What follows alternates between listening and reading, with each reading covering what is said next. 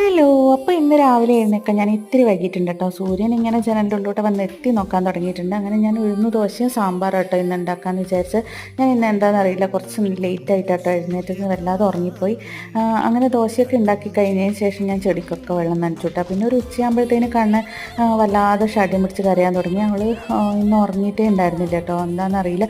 അപ്പോൾ ഞാൻ വിചാരിച്ചു കരയുന്നല്ലേ എന്നാൽ മേമേൻ്റെ അടുത്ത് പോകാമെന്ന് പറഞ്ഞിട്ട് നേരെ അങ്ങോട്ടേക്ക് പോയിട്ടാണ്. അപ്പോൾ അനൂട്ടനും പൊന്നൊക്കെ കളിക്കാൻ പോയിട്ടുണ്ടായിരുന്നു. അപ്പോൾ അവർ കളിക്കുന്നതിൻ്റെ ഇടയിൽ കുടിക്കാൻ വേണ്ടിയിട്ട് കൊണ്ടുവച്ച വെള്ളമാട്ടോ അത്. കണ്ണ് മുഴുവൻ അത് കുറേ കുടിച്ച് തീർത്ത് കുറേ കളഞ്ഞു. അങ്ങനെ അതൊക്കെ കഴിഞ്ഞപ്പോൾ ഞങ്ങൾ അവർ കളിക്കുന്നത് കാണാമല്ലോ എന്ന് വെച്ചിട്ട് അങ്ങോട്ടേക്ക് പോയിട്ടാണ്. അപ്പോൾ കുട്ടികളെ കൂടെ കളിക്കാൻ വേണ്ടിയിട്ട് സന്ദീപേട്ടനും കൂടി ഉണ്ടായിരുന്നു കേട്ടോ. അപ്പോൾ സന്ദീപേട്ടൻ നമ്മുടെ വീടിൻ്റെ തൊട്ടപ്പുറത്താണ്.